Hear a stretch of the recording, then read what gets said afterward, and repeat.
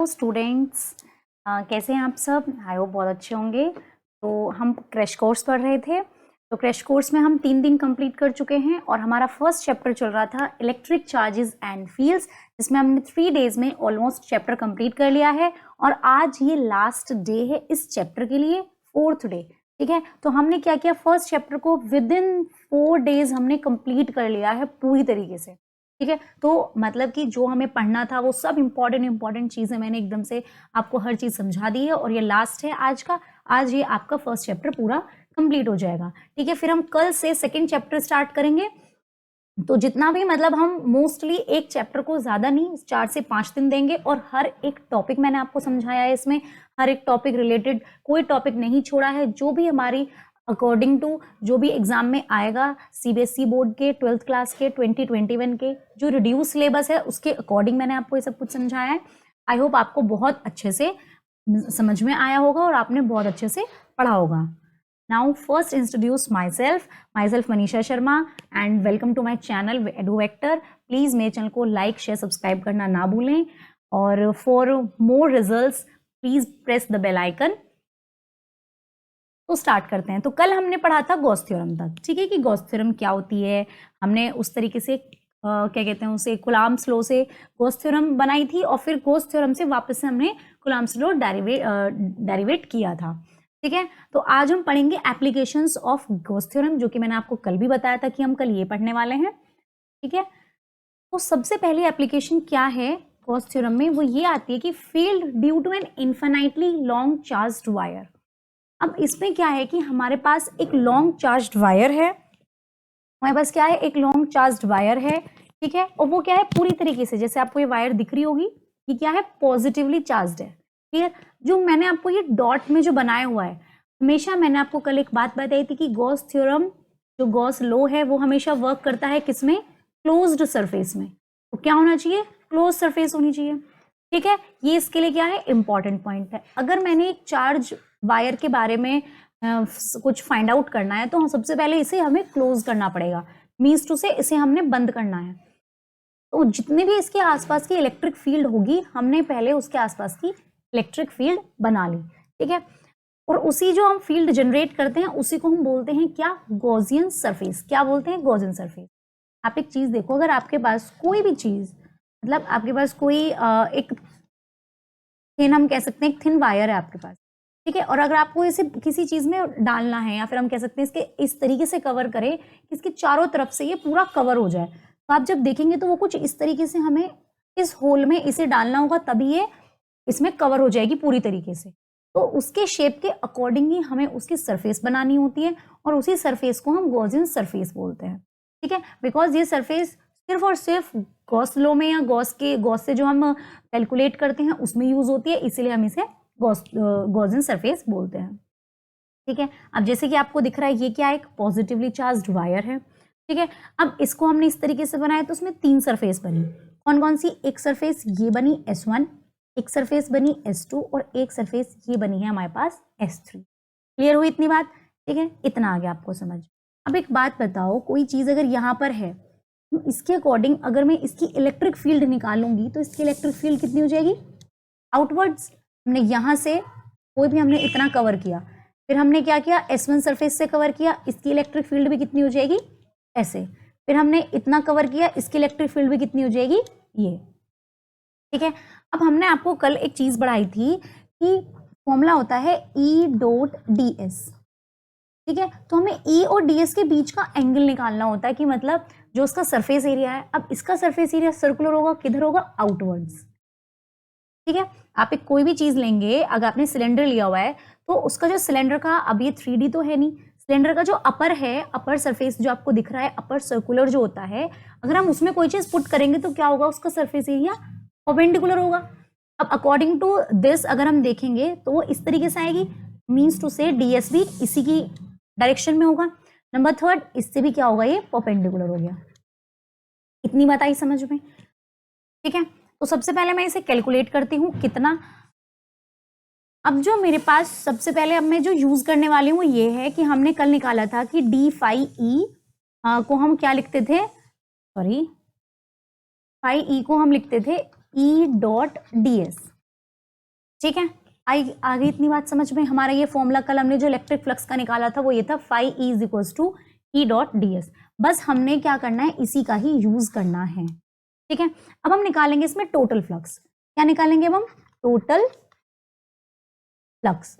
अब total flux निकालने के लिए क्या करना है, देखो phi E इज इक्वल, अब इसमें क्या है, 3 सरफेसेस हैं तो हमें तीनों सरफेसेस पे फ्लक्स निकालना है। कितनी है? 3 सरफेस हैं, हमें तीनों सरफेस पे फ्लक्स निकालना है। और जो इसका जो रेडियस है वो यहाँ से यहाँ तक वो r है, यहाँ से भी ये r ही होगा और यहाँ से भी ये r ही होगा। ठीक है, अब देखो हम इसे टोटल फ्लक्स को कह सकते हैं कि सरफेस S1 से E dot ds means to से S1 के लिए प्लस सरफेस S2 के लिए हो गया E dot ds plus surface S3 के लिए हो गया E डॉट ds। इतनी बात आ गई समझ में। ये क्या हुआ है हमारे लिए, ये हुआ है सरफेस S1 के लिए, S2 S3 हमने तीनों को क्या कर दिया है, तीनों को हमने क्या कर दिया, ऐड कर दिया। ठीक है, अब S1 सरफेस के लिए जो हमारा थीटा की वैल्यू है, S1 सरफेस के लिए थीटा की वैल्यू कितनी है, दोनों सेम डायरेक्शन में। अगर जब दोनों सेम डायरेक्शन में होते हैं दैट मीन्स क्या होता है कि थीटा कितना हो गया, 0 डिग्री हो गया। ठीक है, अब इसके लिए कितना है, थीटा की वैल्यू कितनी होगी, 90 डिग्री। थीटा कितना हुआ, 90 डिग्री। ये भी परपेंडिकुलर है, इसके लिए भी थीटा की वैल्यू कितनी हो गई, 90 डिग्री। तो जो हमारे पास एक सबसे पहली बात हम इसे यहाँ पे लिखते हैं कि जो E डॉट ds था इसका फॉर्मूला था E ds cos थीटा। ठीक है, क्या था इसका formula, E ds cos theta. तो हम उसी को इसमें यहाँ पर लिखेंगे। तो टोटल फ्लक्स phi E इसे हम नेक्स्ट पे ही लिख लेते हैं। ठीक है, हम इसे नेक्स्ट पे ही लिखेंगे। तो ये मेरे पास हो जाएगा phi E is equals to surface S1 के लिए कितना हुआ, E ds cos थीटा है cos 0 डिग्री प्लस S2 के लिए E ds cos 90 डिग्री और सरफेस S3 के लिए हो जाएगा E ds cos 90 degree. Clear है इतनी बात। हमें पता है cos 90 0 होता है तो ये भी किसके इक्वल आ जाएगा, 0 के, और ये भी आ जाएगा 0 के इक्वल। तो जो हमारे पास फाइनल बचा वो है phi E is equals to surface S1 की वजह से E ds। इतनी बात आ गई समझ में। ठीक है, E ds इतना समझ में आया पोर्शन, क्लियर। अब इसके बाद हम क्या करेंगे, हमें निकालना है E बाहर और इसकी जगह हमने रख दी इसकी वैल्यू, मतलब ds की हम यहाँ पर वैल्यू रखेंगे ds। अब एक बात आपको जो बहुत इंपॉर्टेंट है जो ध्यान में देनी है, अब यहाँ पर ds का मतलब क्या है, लेंथ। इस क्या मतलब है, लेंथ का। वैसे तो हमने आपको मीनिंग बताया था कि कितना है एरिया। अब ये है हमारे पास एक थिन, जब भी मैंने आपको कल एक बात बताई थी कि जो अगर हम नॉर्मल वायर लेते हैं उसके लिए हमने जो CCD पढ़ा था और जो हम एरिया के अकॉर्डिंग लेते हैं और जो वॉल्यूम चार्ज डेंसिटी, हमने आपको तीनों चार्ज डेंसिटी पढ़ाई है। इसमें है कौन सी चार्ज डेंसिटी, लीनियर। इस बात का ध्यान रखना है कि लीनियर चार्ज डेंसिटी है लेकिन हमें यहाँ पर रखना एरिया ही है। ठीक है, इतनी बात। यहाँ पर एरिया रखेंगे, यहाँ पर एरिया आप किस चीज का रखेंगे, एरिया रखेंगे इस सिलेंडर का जिसने इसे कवर करके रखा हुआ है, जो इसकी क्लोज सरफेस है। ठीक है, इसी का हम क्या रखेंगे यहाँ पर, एरिया।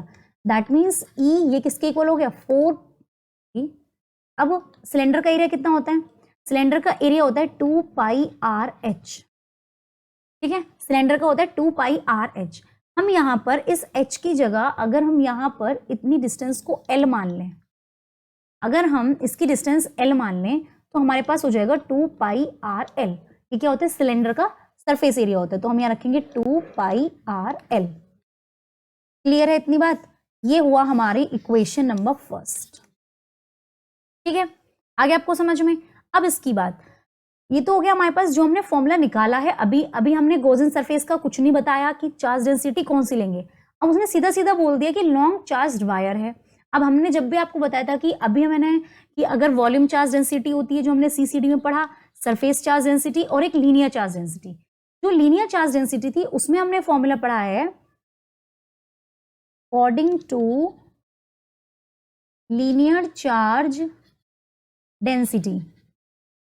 लीनियर चार्ज डेंसिटी के हिसाब से हमने क्या पढ़ा था कल, Q is equals to lambda L। आपको ये ध्यान रखना है कि यहाँ पर कभी कभी बच्चे क्या करते हैं कि जैसे यहाँ पे हमने एरिया ले दिया, एरिया ले लिया है तो यहाँ पर जो चार्ज डेंसिटी है उसको भी सरफेस लगा देते हैं, जबकि यहाँ पर सरफेस चार्ज डेंसिटी नहीं आएगा, यहाँ पर आएगा लीनियर चार्ज डेंसिटी।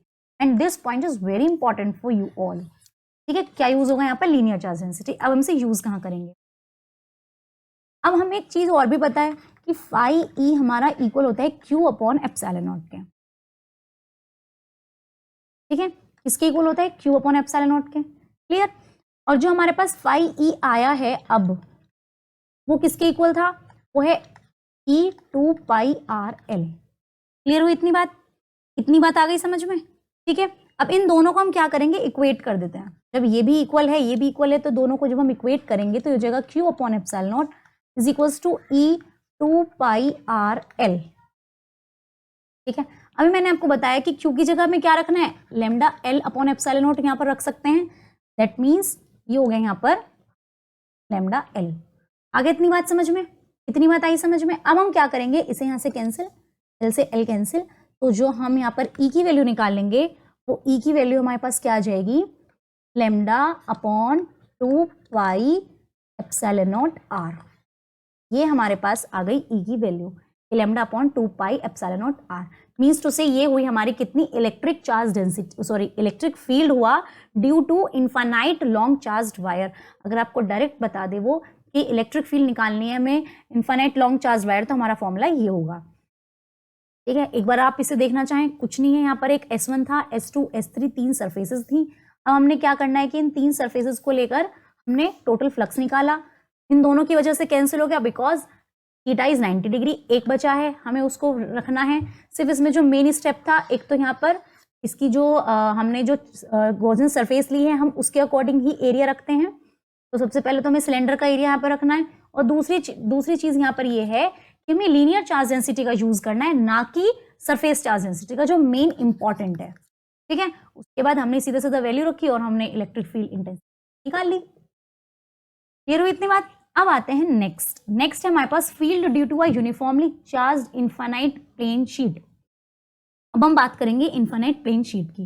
हमारे पास ये प्लेन शीट है, अगर आप प्लेन शीट को भी रोल करें, चीज है बहुत ध्यान से समझना कि आप एक प्लेन पेपर लीजिए और प्लेन पेपर को अगर आपको उसे किसी चीज में फिक्स करना हो या इसके अराउंड कोई भी आपको वो बनानी हो गॉसियन सरफेस, तो आप इसके अराउंड भी क्या बनाएंगे? एक तरीके से सिलेंड्रिकल सरफेस ही बनाएंगे। क्या बनाएंगे? इसके अराउंड एक सिलेंड्रिकल सरफेस ही बनाएंगे। ठीक है, आगे इतनी बात समझ में? बस उसका जो डायरेक्शन होगी वो कुछ इस तरीके से होगी जो मैंने आपको फिगर में मेंशन की हुई है, फिगर में दिखाई हुई है। ठीक है, अब हमें निकालना क्या है? इलेक्ट्रिक फील्ड वही निकालना है, प्रोसेस वही है, हर चीज वही है। ठीक है, इस बार इसका क्या हो जाएगा? एरिया चेंज हो जाएगा। अब प्लेन शीट का मतलब क्या हुआ? सरफेस की बात कर रहा है, दैट मीन्स यहां पर हम यूज करेंगे सरफेस चार्ज डेंसिटी। क्लियर? अभी हम उसे बाद में यूज करते हैं, बट सरफेस चार्ज डेंसिटी को हम किससे डिनोट करते हैं? सिग्मा से। जब यूज करेंगे इसे तब बताएंगे। ठीक है, अब इतना हमने पोर्शन। अब इसके बाद ये हमारे पास पी पॉइंट है। ठीक है, या पी डैश मान लो, इसे हमने पी पॉइंट मान लिया। अब यहाँ से जो इलेक्ट्रिक फील्ड होगी वो किधर होगी? इस डायरेक्शन में। कहाँ है इसकी इलेक्ट्रिक फील्ड? इस डायरेक्शन में। ठीक है, और जो हमारे पास एरिया होगा वो एरिया भी इसी डायरेक्शन में आ रहा है। ठीक है, अब आप ऐसी बात करो, इधर से हम बात करते हैं, एरिया को हम डीएस माने या फिर हम सीधा सीधा एरिया को ए मान लें, बात एक ही है।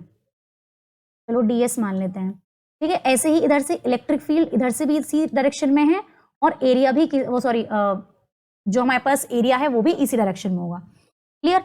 अब जो हमारे पास फ्लक्स है पाई ई, वो कितना होगा? इधर की साइड इधर की साइड दोनों डायरेक्शन से होगा, दैट मीन्स ई। अब क्या है यहाँ पर, मैं एक बहुत शॉर्टकट सी एक चीज है कि यहाँ पर भी थीटा 0 डिग्री है और यहाँ पर भी थीटा कितना है? 0 डिग्री।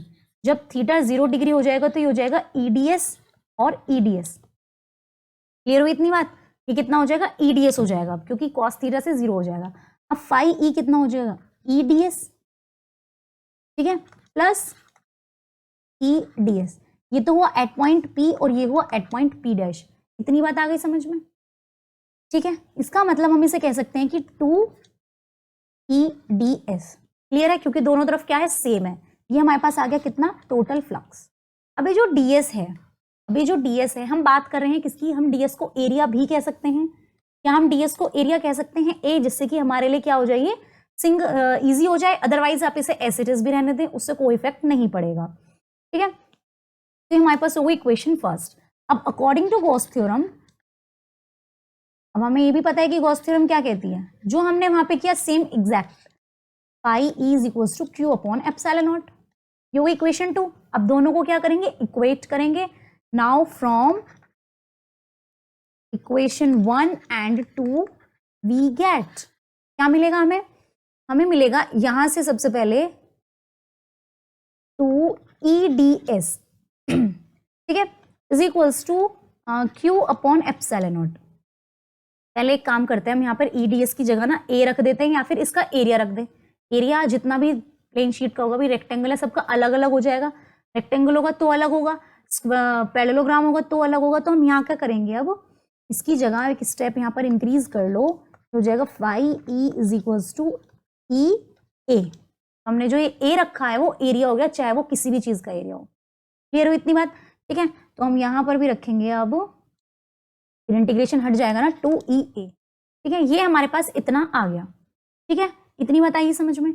अब हमने क्या करना है, यहाँ पर हमें यूज करना है सरफेस चार्ज डेंसिटी। क्या यूज करना है, सरफेस चार्ज डेंसिटी, ठीक है। सरफेस चार्ज डेंसिटी क्या होती है, अभी हमने आपको कल बताया था, क्या होती है, sigma is equals to, sorry Q is equals to sigma और ds होती है। ds को आप ds भी रख सकते हैं, और ds यहाँ पर a का मतलब है, ठीक है। आपको प्लेन शीट किसी भी शेप की दे सकता है, इसी वजह से हमने इसमें जो एरिया लगाया है वो a लिख दिया। हालांकि कैंसिल हो जाएगा, इसमें इतना कुछ नहीं है, क्योंकि जगह हम क्या रखेंगे, अब सिग्मा a। अब इस वैल्यू को हम पुट कर देंगे इधर, हो जाएगा 2EA is equals to sigma a upon epsilon naught. अब a से क्या हो जाएगा, a कैंसिल, और E इज इक्वल्स टू हो जाएगा सिग्मा अपॉन 2 एप्सिलॉन नॉट। ये वाली बात आ गई समझ में। तो इसका मतलब ये है कि जो इलेक्ट्रिक फील्ड है, अगर हम क्या करते हैं, यूनिफॉर्मली चार्ज प्लेन शीट पर देखेंगे, अगर हम प्लेन शीट पर देखेंगे तो हमारी जो वैल्यू आएगी वो आएगी सिग्मा अपॉन 2 एप्सिलॉन नॉट। अगर हम क्या करेंगे, इन्फिनिटली लॉन्ग चार्ज वायर पर देखेंगे तो वैल्यू आएगी हमारी कितनी, एक कहाँ गई, sigma lambda upon 2 pi epsilon not R. ये जो लैम्डा और सिग्मा है, ये दोनों चीजें हमें बताती हैं कि हम किसके कंपैरिजन में, मतलब किसके सपोर्ट में कर रहे हैं। लाइक हमने किया है प्लेन चार्ज, उसमें किया है surface charge density, linear charge density, ये हमें वो बताती है, ठीक है। तो हमने 2 पॉइंट कर लिए, लीनियर से भी और सरफेस से भी। हम जो लास्ट पढ़ने वाले हैं वो पढ़ेंगे हम स्फेयर, मतलब कि वॉल्यूम चार्ज डेंसिटी। इससे पहले मैं आपको एक चीज बता दूं, इसमें जो हमारे पास ये फॉर्मूला आया था E is equal to sigma upon 2 epsilon naught, अगर शीट हमारी पॉजिटिव चार्ज है, इसमें कुछ केसेस बनते हैं, इसमें कुछ केसेस बनेंगे कि केस 1, अगर हमारी शीट क्या है, पॉजिटिव चार्ज है, अगर हमारी शीट क्या है, पॉजिटिव चार्ज है, तो पॉजिटिव चार्ज का मतलब है कि सिग्मा हमारा 0 से बड़ा हो जाएगा। क्लियर, ठीक है। अगर हमारी शीट क्या है, नेगेटिव चार्ज है, तो नेगेटिव चार्ज के में क्या हो जाएगा कि सिग्मा हमारा 0 से लेस हो जाएगा। अब सिग्मा 0 से लेस, 0 से जो ग्रेटर है वो इसलिए है क्योंकि इसमें फील्ड, डायरेक्शन ऑफ फील्ड से इफेक्ट करेगी। क्लियर, ठीक है। अब हम पढ़ेंगे field due to a uniformly charged sphere, sphere से पढ़ेंगे। अब सबसे पहली बात तो बात करते हैं कि इसमें एक था आपका पॉइंट, थिन स्फेरिकल शेल, जो कि इस बार सिलेबस में नहीं है और वो कैंसिल हो गया है। तो ये वाला हमें सिर्फ और सिर्फ इस बार स्फेयर का पढ़ना है, ठीक है, यूनिफॉर्मली चार्ज स्फेयर का पढ़ना है। और एक चीज और, इंसुलेटिंग स्फेयर है ये, ऐसा स्फेयर है, इंसुलेटिंग स्फेयर है, ठीक है, हमें इसके बारे में पढ़ना है। अब सबसे पहली बात हमने क्या लेना है, कि स्फेयर, हमारे पास स्फेयर हुआ, क्लियर है इतनी बात, ठीक है। अब इस स्फेयर में ये हमने रेडियस ली r, और हमने इसके चारों तरफ क्या बना दी, गॉसियन सरफेस। क्या बनाई है हमने, गॉसियन सरफेस, ठीक है। अब हमने जो इसके चारों तरफ गॉसियन सरफेस बनाई है, हमें किसी पॉइंट P पर इलेक्ट्रिक फील्ड निकालनी है, किसी पॉइंट P पर। उसने बोला है P lies outside the sphere, अगर हमने जहां पर भी P पॉइंट हमारा लाई करेगा, हमें वहीं से ही गॉसियन सरफेस बनानी स्टार्ट करनी है। P कहां पर है, आउटसाइड द स्फेयर, तो हमने यहीं से गॉसियन सरफेस बनाई, और जो P तक की डिस्टेंस है हमने उसे स्मॉल r कह दिया। इज इट क्लियर, ठीक है। अब एक चीज देखो, आप यहां से कहीं पे भी इलेक्ट्रिक फील्ड निकालोगे, हर जगह क्या होगी, आउटवर्ड्स ही होगी। कहीं से भी निकालो इलेक्ट्रिक फील्ड क्या होगी, आउटवर्ड्स होगी, ठीक है। तो इतनी बात हो गई, तो हम क्या कर सकते हैं, फ्लक्स, अब गॉसियन सरफेस जो ये बनी है, ये भी क्या है, स्फेरिकल ही बनेगी, ये भी क्या होगी, स्फेरिकली होगी। जो फ्लक्स होगा हमारे पास फाई ई, वो किसके इक्वल हो जाएगा, ईडीएस, जो हमारे पास ऑलरेडी होता ही है। ठीक है, अब ई कितना और डीएस भी हमारा कितना होगा, आउटवर्ड्स। मैंने आपको सर्कल का बताया हुआ था, सर्कल का भी आउटवर्ड्स, जिधर जिधर ई जाएगी वहीं वहीं क्या जाएगा, डीएस भी जाएगा। तो दैट मीन्स हमने यहाँ पर ई 4 पाई आर स्क्वायर बना लिया, क्योंकि स्फेयर का जो फॉर्मूला होता है, जो एरिया होता है वो होता है 4 पाई आर स्क्वायर। ठीक है, तो ये वाली हमारी एक इक्वेशन हो गई, जो कि इक्वेशन नंबर 1 है। अब हमने फिर से यूज किया क्या, गॉस थ्योरम को। तो by Gauss theorem we know that कि phi E is equals to Q upon epsilon not, सीधा सीधा। ठीक है, अब हमने क्या किया, इन दोनों को इक्वेट कर दिया। जब हमने इन दोनों को इक्वेट किया तो ई की वैल्यू तो ई 4 पाई आर स्क्वायर हमारे किसके इक्वल आ गई, क्यू अपॉन एप्सिलॉन नॉट के इक्वल आ गई। ठीक है, तो यहां से ई की वैल्यू आ गई 1 upon 4 pi epsilon naught Q upon R square. Is it clear? ठीक है, आगे इतना समझ में। ये सिर्फ कब होगा, ऐसा सिर्फ कब होगा कि जब हमने नॉर्मल सा, हमने क्या किया, जो यहाँ पे हम कर रहे थे वही हमने यहाँ पे किया। जो हमने यहाँ पे किया है दैट मीन्स कि हमने गॉसियन सरफेस बनाई, उसके आउटवर्ड्स बना दी। तो शेप का, जैसे हमने यहाँ पे शेप अभी एग्जैक्ट नहीं बताती, उसने प्लेन शीट बोला है, ये रेक्टेंगल ए किसी भी शेप के हो सकते हैं, इसलिए हमने यहाँ पे इसमें एरिया ए लिखा। यहाँ हमें पता है कंफर्म, हमने सीधा सीधा इसका वैल्यू निकाली और हमारी वैल्यू आ गई। इसका मतलब क्या है, जब हमारा कैपिटल आर से क्या है, कैपिटल आर हमारा छोटा है स्मॉल आर से, दैट मीन्स ये तब है जब R is greater than R. यही ध्यान रखना है। अगर आपको जो हमने सॉल्व किया है आंसर, मतलब कि अगर हमें ये जो पॉइंट निकालनी है गॉसियन सरफेस, अगर हमारी आउटवर्ड्स है, मतलब अगर बाहर की तरफ है पी पॉइंट, तो हमारी इलेक्ट्रिक फील्ड उतनी ही आएगी जो कि एक्चुअल में फॉर्मूला होता है। ठीक है, इसका मतलब ये है कि जो भी पॉइंट स्फीयर के बाहर होगा वो क्या होगा, एंटायर, मतलब कि कोई भी चार्ज अगर स्फीयर के अंदर है वो सादा सारा कहाँ हो गया, अंदर तो नहीं रहता है, क्योंकि चार्ज सेंटर पे कितना रहता है, 0। चार्ज सेंटर पे हमेशा 0 रहता है, तो क्या हो जाएगी, इसके बाहर आ जाएगा चार्ज। ठीक है, तो ये वाली बात हुई। अब हम नेक्स्ट करेंगे question, when P lies on the sphere. ये हो गए मेरे पास R, अब P यहीं पे है, P पॉइंट, अब हम यहीं से ही गॉसियन सरफेस इसकी बनाएंगे, तो हो गया मेरे पास R। ठीक है, तो जो हमारी वैल्यू आई है अब E into 4 pi R square, अब यही हो जाएगा, स्मॉल आर लिखें कैपिटल आर लिखें डजेंट मैटर, सीधा सीधा क्यू अपॉन एप्सिलॉन नॉट इसी की इक्वल आएगी। ये वाली इक्वेशन से मैंने आपको यहाँ पर दोबारा से लिख दिया, जो इक्वेशन आई थी ना यहीं से ही हमने दोबारा लिख दिया। ठीक है, तो E की वैल्यू यहाँ पर भी कितनी हो जाएगी, 1 upon 4 pi epsilon naught Q over R square. यहाँ पर आप स्मॉल आर लिखें कैपिटल आर लिखें डजेंट मैटर, सीधा सीधा आर जब आर के इक्वल है तब के लिए। क्लियर, इसमें इतना कुछ है नहीं।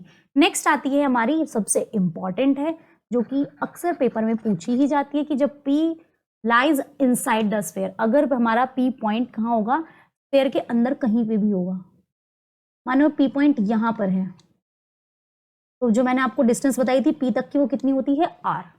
अब स्फीयर तो हमारा हो गया अंदर, हमने गॉसियन सरफेस स्फीयर हो गया बाहर, गॉसियन सरफेस बना दी अंदर। अब क्या होगा, है तो ये भी गॉसियन सरफेस भी कैसी रहेगी, स्फीयर। ठीक है, और आप कहीं पे भी बनाएंगे वहां से भी E आउटवर्ड्स ही होगा, डायरेक्शन इसकी क्या होगी, आउटवर्ड्स ही होगी। बहुत ही ध्यान से सुनना है और बहुत ही ध्यान से समझना है, because it is very important. अब हमने माना यहाँ पर तो चार्ज हमारे पास क्यों था, यहाँ पर हमारे पास क्यों चार्ज था, चाहे वो बाहर आए चाहे अंदर, वो था क्यू चार्ज। अब हमारे पास यहाँ पर चार्ज है क्यू डैश, क्यू चार्ज था मेन वाला। तो जो ये वाला था, अगर हम अकॉर्डिंग इसके हिसाब से देखें कि हमारे पास क्या है, एक स्फीयर है और इस स्फीयर के अकॉर्डिंग ये हमारे पास आर है। ठीक है, तो जो चार्ज, अगर हम यहाँ पर वॉल्यूम चार्ज डेंसिटी रखते हैं, अब स्फीयर है 3D है तो वॉल्यूम चार्ज डेंसिटी लगेगी। ठीक है, वॉल्यूम चार्ज डेंसिटी क्या होती है, क्या बोलते थे उसे, rho is equals to Q is equals to rho upon rho into d V. ये थी हमारे पास वॉल्यूम चार्ज डेंसिटी। अब आप इसे बहुत ध्यान से देखना, जब हमने इसका दोनों तरफ से इंटीग्रेशन किया तो मेरे पास क्यू आ गई is equals to rho D V के इक्वल आ गया। क्लियर है इतनी बात? ठीक है, जब डीवी के इक्वल आया, ये क्या है, स्फीयर, तो हमने इसे रख दिया और इसकी रेडियस कितनी है r। तो स्फेयर का वॉल्यूम कितना होता है 4/3 पाई r क्यूब। इतनी बात आ गई समझ में। तो क्यू हमारा किसके इक्वल हो गया था यहाँ पर, rho is equals to 4/3 pi r cube. ये इंपॉर्टेंट है, ये हमारे पास चार्ज तब था जो स्फेयर का है, ठीक है। अब अगर हम गॉसियन सरफेस बाहर बनाए अंदर बनाए डजंट मैटर, तो हमारे पास हमें पता है क्यू की वैल्यू कितनी है 4/3 पाई r क्यूब रो। ये हमारे पास क्यू की वैल्यू है जो हमें ऑलरेडी पता है। अब इसके बाद इसका चार्ज क्या है, अंदर की तरफ है, ठीक है। अब इसमें चार्ज क्या है, हमें इसका चार्ज भी अलग होगा, ठीक है। अगर P अंदर होगा तो चार्ज जो गॉसियन सरफेस जो कवर करेगी वो हमारे पास हो जाएगा मानो क्यू डैश हो गया। तो क्यू डैश अगर हम लेंगे तो 4/3 पाई r क्यूब लेंगे इंटू रो। ये स्टेप आया समझ में, किसे नहीं आया? आई होप सबको आगे होगा, बिकॉज इसके लिए ले रहे हैं सिर्फ हम अंदर वाले के लिए। तो 4/3 पाई r क्यूब स्मॉल वाला, इन दोनों में डिफरेंस है, दोनों से हम क्या करेंगे रो की वैल्यू उठाएंगे और इसमें रख देंगे। यहां से हमने रो की वैल्यू कितनी निकाली, ये हो जाएगी q over 4/3 pi r cube. Is it clear? अब हमने इसमें पुट करना है 4/3 pi r cube into rho. रो है हमारा q over 4/3 pi r cube. ये 4/3 से 4/3 कैंसिल, पाई से पाई कैंसिल, तो जो हमारे पास q डैश की वैल्यू आई है वो आ गई हमारे पास QR3 ऑन r क्यूब। ये इसलिए हमने किया है बिकॉज यहाँ पर हमें इसकी जरूरत पड़ी ही नहीं थी, जो हमने वाला करा इसकी यहाँ पर कोई जरूरत नहीं पड़ी, ठीक है। इसमें पड़ेगी बिकॉज हमने जो इसकी इलेक्ट्रिक फील्ड मतलब गॉसियन सरफेस ली है वो इनसाइड द स्फीयर ली है, ठीक है। ये जो हमने लिखा है अभी हम इसको यूटिलाइज करके बताएंगे क्या लिखा है हमने। हमारे पास एक फॉर्मूला था जो हमने भी ड्राइव किया कि E into 4 pi r square is equals to Q upon epsilon naught, जो कि हमने आउटसाइड द स्फीयर वाले में आपको बता दिया। लेकिन हमने क्या करना है, अंदर वाले के निकालने हैं, तो चार्ज इस बार चेंज हो जाएगा। Is it clear? ये स्टेप आ गया समझ में? अगर आपको ये स्टेप आया समझ में तो आप बहुत आराम से आगे क्वेश्चन कर सकते हो। तो क्या 4 पाई r स्क्वायर। अब क्यू डैश की वैल्यू कितनी आई है, Q r cube upon r cube. यहीं पे ही बच्चे अक्सर गलती करते हैं जो कि आपको बिल्कुल भी नहीं करनी है। क्लियर इतनी बात? अब यहां से हम क्या करेंगे, E की वैल्यू निकालेंगे। E हो जाएगा मेरे पास Q r cube upon r cube epsilon not, और ये 4 पाई r स्क्वायर आ जाएगा नीचे, ठीक है। अब इस r स्क्वायर से r स्क्वायर कैंसिल, तो जो मेरे पास वैल्यू इसकी आई है अब, तो E की वैल्यू आ गई मेरे पास 1/4 पाई एप्सिलॉन नॉट, मतलब कि जो ये वाला पोर्शन है 4 पाई एप्सिलॉन नॉट, ठीक है, Q r upon r cube. और यही हमारे पास है अगर वो इनसाइड द स्फीयर होगा तो। अगर इनसाइड द स्फीयर होगा तो दोनों r काम करेंगे, हमें अंदर की गॉसियन सरफेस के अकॉर्डिंग ही चलना होगा, और ये हमारे पास फाइनल फॉर्मूला होगा, हेंस प्रूव्ड। और इसके लिए हम एक सबसे नॉर्मल सी बात है, अगर वो तुमसे पूछे कि कोई भी इंसुलेटिंग स्फीयर हो या फिर कंडक्टिंग हो, सेंटर पे क्या होगा, r हमेशा 0 होगी। और अगर r 0 होगी, अगर वो कहीं पे भी आपसे सेंटर पे पूछ ले, अगर बोले कि P को हम कहाँ लेके आए हैं, सेंटर पे लेकर आ गए, अगर हम P को उठाकर सेंटर पे लेकर आ गए तो क्या हो जाएगा, P को सेंटर पे लेकर आएंगे तो हमारे पास रेडियस कितनी हो जाएगी, स्मॉल r 0। और अगर हमारे पास स्मॉल r 0 हो गया तो इलेक्ट्रिक फील्ड यहीं से कितनी हो जाएगी, इलेक्ट्रिक फील्ड भी 0 हो जाएगी। चाहे आप मर्जी किसी में चले जाए वहीं पे आपको ये सेम दिखाई देगा। तो इसलिए क्वेश्चन को ध्यान से रखना है कि सेंटर पे कितना होता है, ठीक है। इसके अकॉर्डिंग मैं आपको एक ग्राफ भी बना के दिखा देती हूँ जो आपके लिए बहुत, आपको ये सब चीजें एक जगह मिल जाएंगी और आपको समझ में भी आ जाएगा।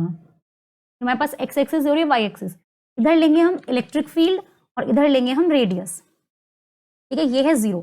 अब मैंने कहा कि अगर r 0 है, इलेक्ट्रिक फील्ड भी 0 है। Is it clear? ठीक है। अब जैसे हम इलेक्ट्रिक r को बढ़ा रहे हैं तो इलेक्ट्रिक फील्ड भी बढ़ेगी, क्लियर। और इसका मतलब क्या है, इतना कि E हमारी डायरेक्टली प्रोपोर्शनल है हमारे R के। इससे पहले इसका कुछ ग्राफ इस टाइप से आता है, ठीक है। अब इसको हम डिफाइन करेंगे किस तरीके से, अभी देखते हैं। अब देखो ये वाली तो कब हो गया कि जब R 0 तो इलेक्ट्रिक फील्ड भी 0। इतनी बात आई समझ में? इसके अकॉर्डिंग क्या होगा, ये सब अगर हम कांस्टेंट मान लें, ये भी तो कांस्टेंट ही होता है, तो E हमारा R के डायरेक्टली प्रोपोर्शनल हो गया। अगर हम इसके अकॉर्डिंग चलेंगे, इसे तो हमें देखना ही नहीं है, ये तो हमारी नॉर्मल से इक्वेशन आई है। ये क्या है, ये हमारी मैक्सिमम इक्वेशन है। यहाँ पर E कितना हो जाता है, मैक्सिमम हो जाता है। फिर उसके बाद जो हमने यहाँ पर इक्वेशन निकाली थी, ये क्या हो गई हमारे पास, ई हमारा इनवर्सली प्रोपोर्शनल है आर स्क्वायर के। दैट मीन्स तो हम इस इक्वेशन में कर देंगे, ये हमारा पीक पॉइंट हो गया। पीक पॉइंट मतलब यहाँ पर ई है मैक्सिमम, जो कि किसके इक्वल आई थी, 1/4 pi epsilon naught Q upon R square, जहां पर आर की वैल्यू किसके इक्वल है, यह है radius of the sphere. Radius किसकी है, सॉलिड स्फेयर की रेडियस है। सबसे बड़ी बात ये है, जो आर थी ये है गॉसियन सरफेस की, ठीक है। अब इसके बाद जो यहाँ पे हमने डिक्रीज किया है, जो डिक्रीज हुआ है, इसका मतलब है कि ए इनवर्सली प्रोपोर्शनल है आर स्क्वायर के, तो सबसे मैक्सिमम होती है यहाँ पर इसकी वैल्यू। क्लियर है इतनी बात, ठीक है। आगे आपको समझ में, इसका मतलब ये है कि यहाँ पर ये वो पोर्शन है जहां पर हमारा स्मॉल आर कैपिटल आर के इक्वल हो जाएगा, पर ई कितना हो जाएगा, मैक्सिमम, ठीक है। Thank you all of you. आज की क्लास में सिर्फ इतना ही, और हमारा ये चैप्टर होता है यहाँ पर आज खत्म। इसमें से रिलेटेड कोई भी टॉपिक या कोई टॉपिक ऐसा हो तो मैंने आपको नहीं समझाया हो, तो आप उसे कमेंट बॉक्स में कमेंट कर सकते हैं कि ये टॉपिक एग्जाम में आएगा और हमें इसके बारे में आपने नहीं बताया। क्लियर है, वैसे तो मैंने आपको सब चीज़ में बता दी हैं। तो कल हम स्टार्ट करेंगे नेक्स्ट चैप्टर। हो सकता है कि मैं एनसीईआरटी क्वेश्चंस भी ले लूं, बट हो सकता है कि मैं नेक्स्ट चैप्टर कैपेसिटेंस भी स्टार्ट कर दूं, ठीक है। पढ़ते रहिए, और देखिए 4 दिन में हमारे पूरे चैप्टर की क्या हुई है, पूरे चैप्टर की हमारा रिविजन हो गया है, पूरे अच्छे से प्रैक्टिस हो गई है। किसी भी चीज़ को नाम क्रैश कोर्स से लेके मैंने क्रैश कोर्स की तरह नहीं पढ़ाया, एक एक कंसेप्ट आपका क्लियर किया है, ठीक है। अब या तो हम कल क्वेश्चंस करेंगे, या फिर हम करेंगे कल नेक्स्ट चैप्टर स्टार्ट करेंगे, क्वेश्चंस फिर हम यूनिट वाइज करेंगे, ठीक है। So bye bye, take care, God bless you.